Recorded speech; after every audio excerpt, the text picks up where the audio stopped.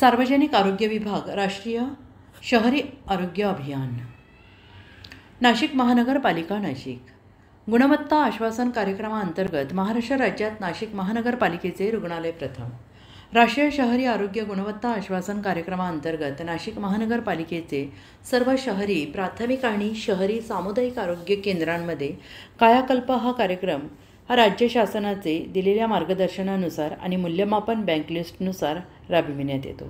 राष्ट्रीय शहरी आरोग्य अभियानाअंतर्गत रुग्णालयातील सुविधा आणि देखभाल, स्वच्छता, जैववैद्यकीय कचरा व्यवस्थापन आणि संसर्ग नियंत्रण सेवा आदी घटकांचे दरवर्षी मूल्यमापन करून उत्कृष्ट केंद्रांना कायाकल्प कार्यक्रमाअंतर्गत दरवर्षी बक्षीस दिले जाते। माननीय आमगोदू श्री रंगानाईक आयुक्त आरोग्यसेवा यांनी दिनांक 13/6/2025 रोजी पुरस्कारप्राप्त आरोग्य केंद्रांची माहिती जाहीर केली।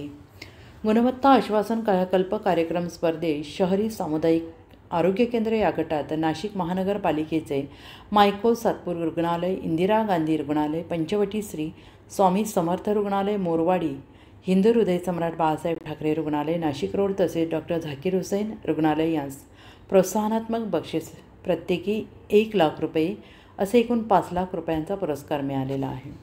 शहरी प्राथमिक आरोग्य केंद्र गटात सिडको शहरी प्राथमिक आरोग्य केंद्र बास प्रथम पारितोषिक ₹2 लाख जाहीर करण्यात आलेले आहे। तसेच शहरी प्राथमिक आरोग्य केंद्र दसक पंचक यांना प्रथम उपविजेते ₹1,50,000, इतर शहरी प्राथमिक आरोग्य केंद्र जिजामाता उपनगर, संजीनगर, वडाळा गाव, MHB कॉलनी, पंचवटी, हिरावाडी, सिन्नर फाटा, गोरेवाडी, पिंपळगाव, खाम, अंबड, सिव्हिल हॉस्पिटल, मखमलाबाद, इंदिरा गांधी तपोवन यांना प्रति रुग्णालयांना ₹50,000 प्रोत्साहन बक्षीस जाहीर करण्यात आलं आहे।